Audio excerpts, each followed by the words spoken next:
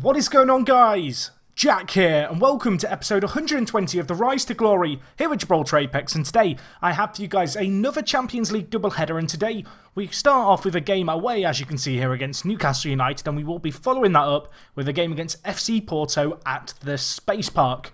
Looking at this, so far this year, we are unbeaten. I want to keep that going for as long as we can. We've been on a mighty fine run in the Champions League, as you can see in the league itself.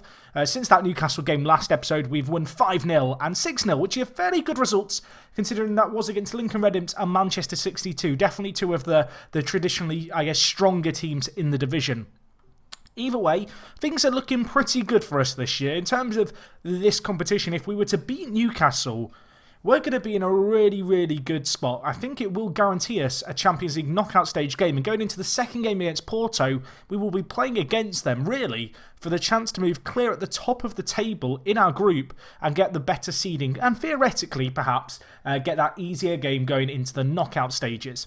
Either way, let's just get straight into these games. If you didn't see last episode, obviously you have seen the results now. I still recommend checking them out. There were some pretty entertaining games in there. And this is the team we're going to go with today. We're going to start with Ludwig Young in goal. I love this guy. I love him. Love him. He's been incredible for us. And definitely one of my favourite goalkeepers in any FM save here on my channel. I feel like he's just been with the club for so long now. I kind of feel like in a lot of our saves, I've talked about this before, but in a lot of the saves here, we go through the division so quickly on my channel a lot of the time that you never really have a player for more than 3 or 4 years as a mainstay of the first team. This guy has been with us, really. This is his 6th season of basically being first choice and being the number 1. But he's been here 8 years. And he just always seems to turn up for the big occasions. Anyway, looking at the rest of our team, we go with Graphite on the left. Of course, the new left back, the new man on the block, joined us this year. He's been superb. An 8.01 average rating in all competitions. In the Champions League, he's been very good for us. Hoping he can put in another good performance here. Out on the right, we go with Graph Right. He, again, it's obviously Graphite, but he plays on the right. That's why we call him Graph Right. I feel like I have to explain that a few times because it's just a new nickname we've given him and people sometimes miss episodes. But he's been equally as good. Of course, this is now his 3rd season at the club. This year he's still doing very well for us indeed. And in the Champions League, he does have 2 assists to his name and 2 man of the matches. So been a real rock in the heart of our defence, really. Speaking of rocks in the defence, and I guess this guy is not so much a rock as he is a towering force. Ramadan Mustafa, the Egyptian. 23 years old, he is back in the first team, he's back fit, his acceleration has gone up to 12. This guy, when he joined us, his pace was just like his big weakness, and obviously it started off at 7 in each. They're now at just shy of 12, 11.6 and 11.8. I feel like to get almost a 5 increase in pace is a pretty good return on this guy. And at 23, he's still got room to improve. And I'm very happy that he's committed to the club. He's a little bit unhappy at the moment because there has been some interest shown. And I've told him he won't be going anywhere. But he does have a 5-year contract and an additional optional 3-year extension clause. So he's stuck here for the next 8 years. And we've pretty much given him the Bouchard and Paul Smith treatment. Anyway, an unfamiliar name perhaps coming in at centre-back for today's game. And, well, we're going to be needing Mustafa's presence in the air. Walter Palermo is going to be playing centre-back for us today. Frigier is out suspended. As a result, Walter comes into the side. Big weakness for this guy really is his jumping reach. He is not the tallest player in the world. And at centre-back, that could cause us a few problems, perhaps. But I'm hoping Mustafa and Palermo, between them, are going to kind of get the job done. Of course, Palermo, he joined this year, the 20-year-old. You can see £5.25 million paid. Quite a hefty fee. He's come in, though. He has some potential to fulfil. And he's done an okay job so far when we've called upon him. But this is going to be his biggest test yet. Anyway, in the centre of midfield, we go with Ismail JJ, the Ivorian, another player who's just been a mainstay of the first team. Perhaps doesn't get the praise he deserves. He isn't the first choice centre mid every single game, but he makes a decent amount of appearances every year for the team. And so far this year, he's having perhaps his best year ever. Alongside him in the middle, we are going to be going with Vergara, playing the deep line playmaker role for us today. Now, obviously, we do normally have Bouchard and Gilvan, who can play there. Gilvan is currently out injured. That is his twisted knee that he suffered during the last live com. The 21-year-old Brazilian, of course, out with that. Bouchard is back on the bench today, which is a really good bit of news. He actually suffered a slipped disc, and as you can see, was out for 3 months, and that happened back in August. We're now in November. And he's still getting back to match fitness, but the fact he's back is promising, and hopefully he will be back and fit for the Porto game. So that's something to look forward to in the second game of today's episode. Anyway, out on the left we go with Paul Smith, the 27-year-old Australian. he's enjoying playing as a winger this year. I think he's thrived under that. You know, we've kind of pigeonholed him into the wide midfielder role quite a lot. You can see this year in the league, 4 goals and 9 assists for him so far. We will be sticking with this 4-2-3-1 again in today's episode because it served us so well so far in Europe, and I feel like we have to stick with it. Anyway, out on the right we have Daniel Forster, a player who I talked a little bit about at the end of last episode, actually, during the Newcastle game, and the fact he doesn't get perhaps as much attention from me in live comms and doesn't get enough, I guess, opportunities in football as he should. This guy, 23 years old, he's a good winger. He's not a great winger, but he does a job for us. Of course, he joined us for a really minute fee, really, of £1.2 million, and that was from Bayer Leverkusen. And, well, he's been a good player for us, you know. In the league, 6 assists and 4 goals in 5 games. You cannot complain about that. Instead of attacking mid for today's game, we are going to be going with Carlos Andres Moura.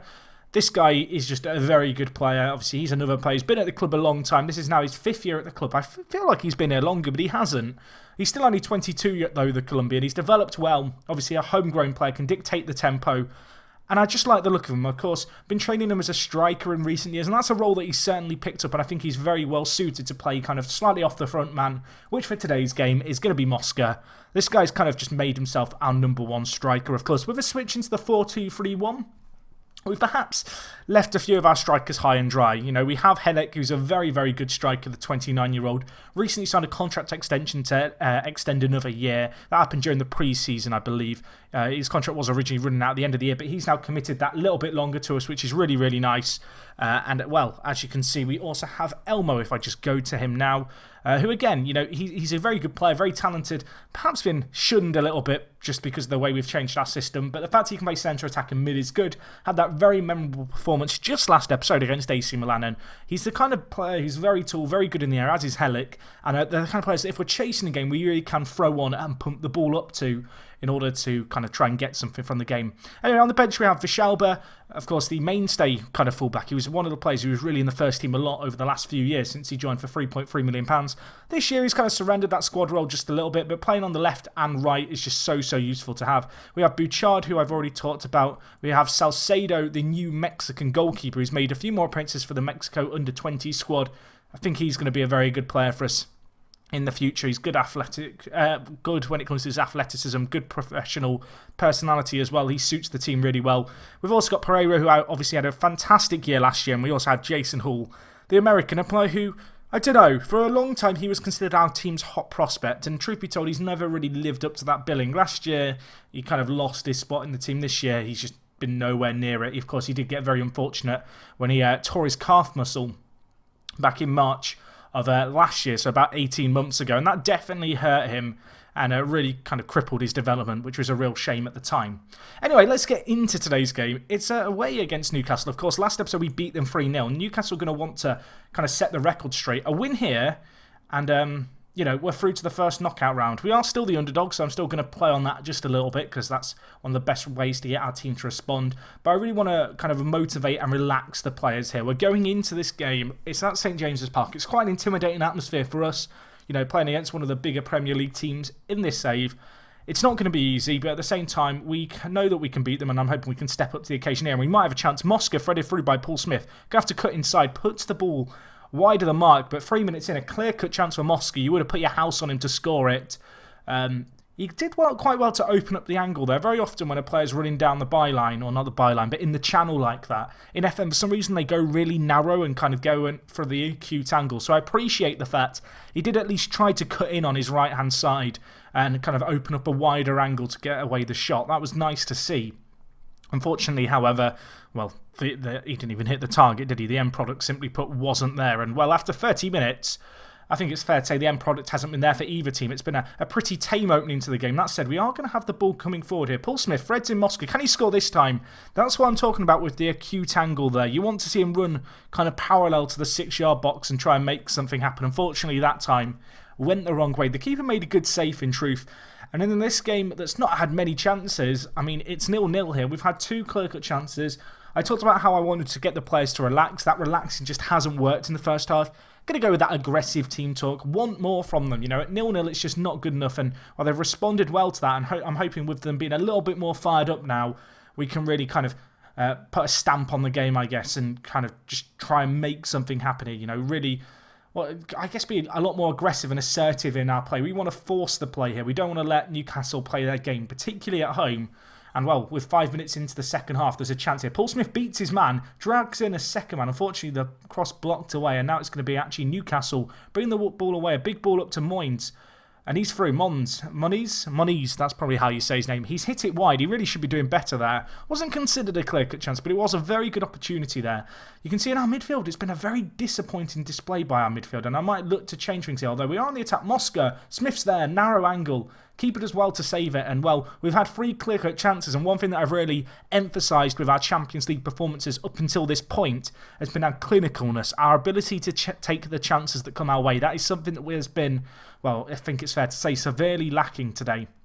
Mora's not had the greatest game. I'm going to take him off and bring on Elmo at centre attack in mid. I think he's the kind of player who can really have an impact for us. Also, Forster out on the right hasn't had the best game. Neither has JJ, though, which is a little bit of a concern. I feel like we're going to take off Forster to begin with in this game, and we're going to bring in Pereira. There's a kind of part of me that almost wants to bring on Joe Bouchard, but just because he's coming back from injury and this isn't like a must-win game, I feel like it's safer just to not play him. Either way, we're on the attack here. Elmo threaded through the sub with the effort. Pereira, the other sub, whips the ball in. Mosca's there. Elmo and Pereira involved in the build-up. We've been deserved of a lead in this game. Newcastle with just the one shot on target, and we finally get our noses ahead in this game. The sub's making a good impact for us there. Elmo just being a nuisance as he is, the 6'6", big target man having that effort that was blocked. Pereira, you know, he opens up some space, runs down the line into that opening and puts that on a plate for Mosca. You could not have asked for a better ball into the box, and Mosca doesn't miss from there. That's a lovely goal there. The first time that we've really got the ball into the box, you've seen a lot of clear-cut chances from us, but they've often come from wide areas, kind of drifting inside and then trying to get a shot away. Graphite, what have you done? We've had an absolute nightmare here. Tony Martins is going to benefit from it. And well, Newcastle peg us back immediately, but I am not looking forward to seeing this in 3D. Graphite, who I praised for having done so well, he goes for a back pass. The keeper dives like Superman for it, and well, Superman has found his kryptonite, and his kryptonite name is Martins. He gets to the ball first, pokes it through, is able to eventually finish it off from about a yard out. And it's 1-1 here. And we have one sub left in this game, and I think I'm going to make it now, and that change is going to be bringing on Bouchard. And trying to, you know, maybe go a little bit more attacking here just to end out the game. Let's see what we can do. I'm going to tell our wingers to get a little bit further forward as well. Not long left in this game. A win benefits us a lot more than a draw. Of course, we're kind of hoping that Porto and AC Milan draw in their game. But it looks like here it's going to be 1-1. And that's a very, very late goal. And well, time is ticking away in the top left. You can see it. In the words of, is it Madonna? Time goes by so slowly. It's going by very slowly. There's a minute and a half left here. And actually Newcastle with a chance. Young with a save. And he might have just rescued us a point there. Newcastle will be absolutely livid not to make more of that. They are really playing for their tournament life in this game. A draw is not a good enough result for them. And well, Young has just made an absolutely incredible save for us in the one-on-one. And well, we should be winning this game. This is the kind of game we should win. Young might have just saved us right there. Although that said, Newcastle still with a chance here. Back post, they've hit the crossbar. What is happening to our team in this game? They've had 2 clear-cut chances in one highlight. Now can we bring the ball away on the counter? I don't know what to believe anymore. Elmo bringing the ball forward. Up to Pereira. Options in the middle. Can he whip it in? He can't. It's blocked. There's only 8 seconds left in this game. That's got to be GG. Surely it is. St James's Park see an entertaining end to the game after a rather tame first half. It's going to finish 1-1 here. And you know what? That's not a terrible result. I can very much live with that. Looking at it here, Porto did draw with AC Milan 0-0. That means that going into the game against Porto next match, which is going to be coming up in just a second, but it's in a little while for us in terms of in-game time, we are pretty much playing to try and get that top spot in the group. It's worth noting at this point, we are guaranteed to go through to the knockout stages, so that is really nice. Porto are going to be determined to beat us, however. And yeah, we're going to go on into that first knockout round. That is an incredible achievement for us this year. It's been a very, very impressive performance, I think it's fair to say. It's going to be intriguing to see how things play out here. And yeah, I will join you guys for that game against Porto. It's actually going to be in not that long, 3 weeks' time. We've got 3 games in between. Stick around. And yeah, hopefully we can wrap up the group stage right here, right now, beating Porto and getting that top spot in the group. Okay guys, so we are back now for the second game of this episode, and well, you may notice a subtle little difference, and that difference is that, well, there's a little bit more information on screen now. There's a few reasons I've done this. Now, if you don't know, when I record normally, I play in windowed mode below 1080p, but I still scale up the videos and then render them out in HD. Now, I've tried upping the scaling just a little bit, which means that every bit of text and all the boxes will show more info, but perhaps be slightly smaller than what you're used to. Hopefully that's fine. It should all be good, and I don't think it's going to negatively impact anyone. And the reason I've done this, one reason is we get more information on the screen, which is kind of nice, but the big reason is I've done a little bit of an overhaul to my tactics screen using the Vitrex skin, and now we have this, which I think is really nice. So I've still got to get used to it, I guess, but it basically it's got our kits and the numbers and such of the kind of our normal kind of style, rather than having the boxes on the tactics screen. Now, the issue with this is, obviously, it takes up more room because the shirts are fairly large, but I think it looks quite nice, so I think we're going to stick with it, at least for the foreseeable future. I'm sure I'll get used to it, but I don't know, it looks a little bit flashier now than I feel like, than having the boxes. So anyway, let me know what you make of it down in the comments. I think we're going to stay with it, though. It's kind of cool. Anyway, in terms of our team for today's game, it's pretty, I don't want to say it's standard, but it is kind of what I consider to be one of our better 11s. We have got a few injuries. Mustafa is out suspended for, well, one game, as you can see, for acquiring 3 yellow cards in Europe. And Vergara is out injured for 9 days to 2 weeks with a strained stomach muscle. So we have those 2 injuries. And also, actually, Paul Smith's out injured and he's not fully fit, not back for 2 days. He pulled his hamstring. I don't really want to risk him, if I'm honest. So actually, as much as I say, oh, it's a standard team, really, there's quite a few forced changes in the side. Anyway, in goal we've got Young. Left back we've got Graphite. Palermo comes in for Mustafa at centre-back. This guy, he's kind of been our third choice centre-back this year, which I didn't necessarily want him to be, but it's just kind of the way things have worked out. His jumping reach has increased by 1, which is kind of nice. So at least we've got that going for us, I guess. Anyway, alongside him we've got Frigère, the Frenchman. I'm still waiting for him to decide he wants to play for Gibraltar. In a little bit of, I guess, international kind of team news, if we just find, where am I looking? Jason Hall. He's declared for Gibraltar. So Jason Hall, welcome to Gibraltar. And alongside him has also been Anibal Perez, who was our former man who actually went to Gibraltar Lions. He's also declared for Gibraltar. So that's really good because these 2 guys are very, very young. Anibal Perez is only 24. Jason Hall is 23. Because we signed them when they were 18 and 19, obviously, it's meant that they've got that Gibraltarian nationality nice and young, which is something that we've not had with other examples, such as Aaron Tuzon here. Anyway, Gibraltar team's looking pretty good. I've not talked about them in a while. Let's have a quick look. So with this new expanded lineup, we can actually see the history of the world rankings. So that's another reason, I guess, that this is nice. And yeah, you can see here that they are currently 151st, which when you consider they started kind of off the graph, like the bottom of the bottom, I feel like that's kind of good progress. You can see here we're still the highest repped club in Gibraltar. There was a point where Gibraltar Lions overtook us, which was a little bit bizarre, but we've since kind of then sorted that out. In terms of the facilities, if we look here, they say that they play at the Estadio do Algarve, but they occasionally play at our ground for some reason. In real life, if you don't know, Gibraltar are currently having a stadium built called the Europa Point Stadium, and, well, since they first became a UEFA member, they've actually been playing in the Algarve Stadium. I think it's Faro's ground. I feel like I've talked about this before. But anyway, that's what's going on there. Anyway, I've just got really distracted by that. But yeah, cool to see some more players getting declared for Gibraltar. I'm hoping Frigère might be the next. Anyway, at right back, we've got Graphite. The Brazilian, he's done a good job for us at 25. He's still got his good years ahead of him. And yeah, I think he's still going to be, for the foreseeable future, at least our first choice right back. Anyway, in centre of midfield, we go with JJ and Bouchard. Now, you might notice on this screen, it feels like there's way more info and everything is a little bit bigger for me, which is kind of a little bit weird. But here we have JJ. He looks very good, doesn't he? He's been at the club such a long time, still performing well. Bouchard, and I like this, we've got a little captain's armband. Of course, Smith is our first choice captain. Bouchard is vice. With Smith out injured, Bouchard takes the armband today. Then in midfield we go with Forster, the German, who I think needs a little bit more game time out on the right. I'm hoping he can do a good job for us today. At centre attacking mid, we're going to go with Elmo. I don't really fancy this guy as a centre attacking mid. I've talked about it before, but he's performing well there so far. Did also get a hat-trick in a recent league game, so going to give him the chance. Out on the left with Paul Smith injured, Cesar Firelos comes into the team, the Ecuadorian. Very well suited to be a winger. Like, that is his kind of main strength, is the fact he's just so well suited to play out wide on the left. So that's what we're going to do with this guy. I think he's going to be a good player for us in the future. He's only 20 years old. Whether or not he's that long-term replacement for Paul Smith, I kind of find it a little bit unlikely. But he has the work rate, he has good teamwork. His physicals are kind of off the charts, particularly for what you're looking for in a winger. And he's going to do a good job for us. And then up front, we have Mosca, who's, well, still improving. He's now got up to 17 heading, which is really pleasing.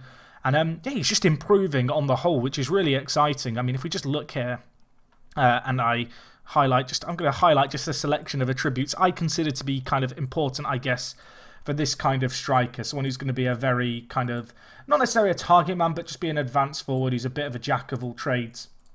And you can really see how he's not been at the club that long really. He joined us, when did he join us? It wasn't that long ago. He joined us last January, really. He was on loan, of course, for 2 years before that. So he's only been at the club a year, but he's doing a really good job for us and still developing at 21 years old. I am excited about what this guy can really achieve. So definitely one to keep an eye out on. Either way, that's our team for today's game. Let's submit it. We're playing Porto. I'm hoping that I haven't broken any other tactical elements of our screen. This seems slightly different with our new resolution and some of the changes I've made. But regardless, still looks nice, doesn't it? Let's get into the game. They're going to be playing a 4-2-3-1. That is what they played last time against us, I do believe, Porto. So I don't know. I almost fancy us given how we performed last time out. So we'll see how we get on. Of course, we did beat them in the kind of first meeting in the group stage. If we were to beat them today, it would secure us top spot in the group. So that would be really, really nice. Anyway, let's see what we can do here. The 2D pitch view is a little bit bigger on this high resolution. I don't know if I like it. I feel like I do like it.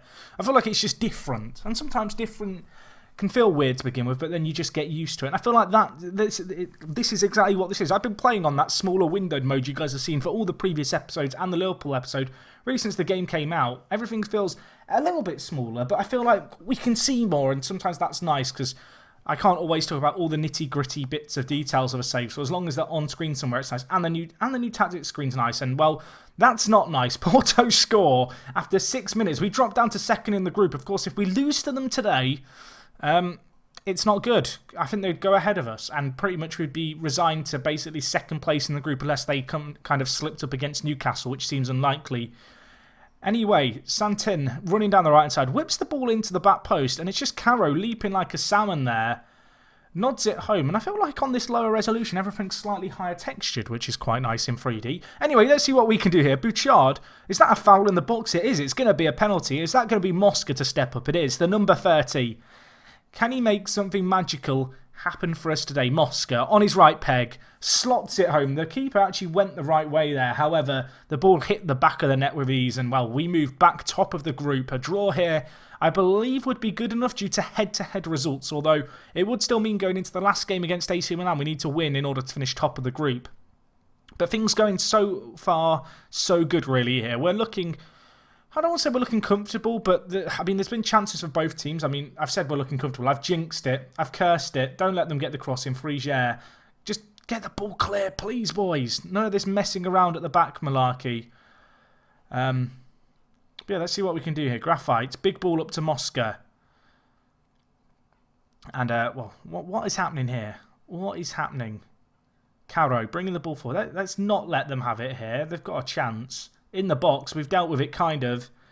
Back to Santin though, got an assist last time out. Now with Caro, and he hits it into the roof of the net. You'd have to say, they've probably deserved it here, Porto. They've been pretty impressive so far in this game.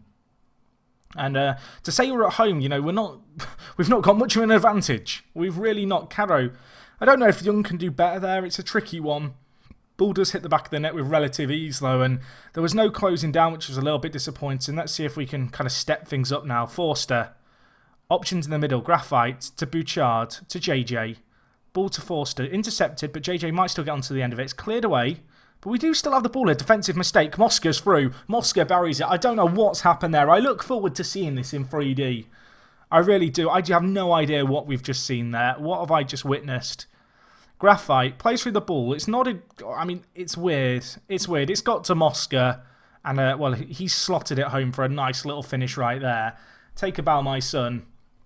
And 2-2. I mean, it feels like we're in the second half or something, the way this game has gone so far. But I need to remind myself, We're only 26 minutes in and we're on the attack again here. Well, we were on the attack. Now they're going to try and counter Porto. They've been quite good at this direct play, kind of catching us out. And, well, they might catch us out again here. Cerny cuts inside Caro. Nice stop this time by Young.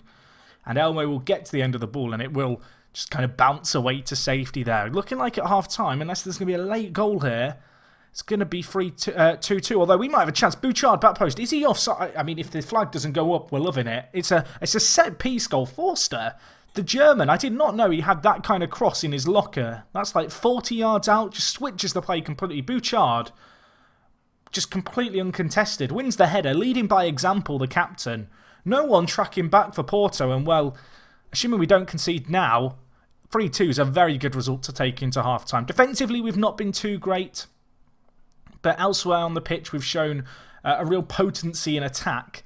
And Moscow on an 8.5 rating, doing really well for us. And, well, at 3-2 up, it makes for an interesting second half, to say the least. Of course, whilst our kind of tournament life doesn't exactly lie in this game, you know, it's not the be-all or end-all, it is important to note that really we want to win this game just so we can get a theoretically easier draw in the knockout stages, because, of course, finishing top of the group means we will play a team who played and finished second in their group, which can sometimes give you an easier tie. Of course, sometimes you'll have a big team that slips up in your league and you feel really hard done by because they slip up in their group, finish second, and you end up getting drawn against them. Hopefully that won't happen to us here. Of course, we still got to win this game first, and, well, Porto are going to be bringing the ball forward here. If they got a Ruben Neves still in their team, if they have, that's really impressive. They've held on to him for his entire career, I assume.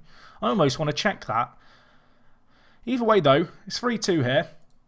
Bringing the ball forward here. Direct play. Moscow almost getting on the end of that Forster ball. Unfortunately, however, dealt with by Porto. But we're applying some nice pressure here. Palmo to Firelos, the Ecuadorian. Perhaps a point to prove the youngster. Whips it in. It's a lovely ball in. It's 4-2. He has made that goal. It's been given as an own goal. Firelos, take about my son, though. That was lovely play by him down the left-hand side. Just knocks the ball around his man. Uses that 17 acceleration and 17 pace. Finds an opportunity. Moscow would have buried it. In the end, Ortiz for Porto, trying to track back, trying to get in the tackle, just gets a toe on the ball and pokes it past his own keeper. And, well, looking at the stats in this game, Porto having a lot of shots, but not creating any real clear-cut chances. They've been very disappointing in that regard. And, well, we're 4-2 up. We've had 3 clear-cut chances. We've been very clinical with the opportunities we've been presented with, and we could be clinical again here. Fire loss. The Ecuadorian makes it 5-2. Maybe this is the look of the new resolution. I also feel like when we're on a higher resolution, we can add woodworks and half chances in. Look at that. Look at that. We can have so much more information now shown on screen. This, I'm on board with this. I feel like I've got that feeling of when you play a new game and you're going through all the settings again. That's how I feel with this new higher resolution. Why did I not do this sooner? Why did I not do this sooner? It's 5-2, and I've not done any subs. I don't care, really. We haven't needed to. We've been so dominant. We have been so dominant in this game, and there might still be time for another. Elmo, Graphite, back post. Mosca's there. I mean, he smashed it home. It's 6-2. It's a rout. Porto, your boys have just taken one hell of a beating. Mosca at the back post. He smashes this in. Bouchard with the back heel. Graf right with the ball in. And Mosca, back post on the volley. Bang. What a finish that is. Pick that out. 6-2. This will go down in the record books as a historic win for Gibraltar Apex.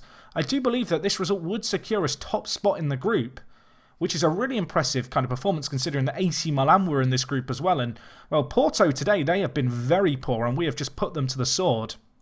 Very happy with how you played. Mosca with the hat-trick. I mean, he's been on a whole nother level that game. A 9.6 for him. Bouchard getting a 9.1.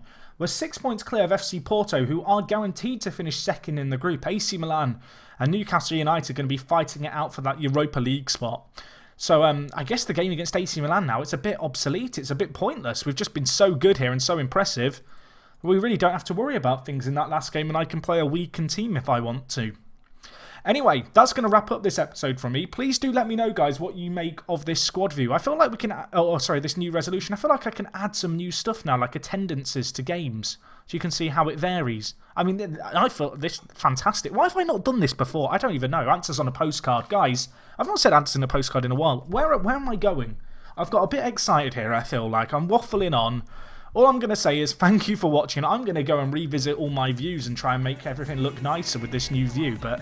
yeah, appreciate you guys watching. Hopefully you have enjoyed. From me and the new tactics screen, hopefully we'll see you next time. It is me, Jack, and I will talk to you in a bit for the Champions League first knockout round.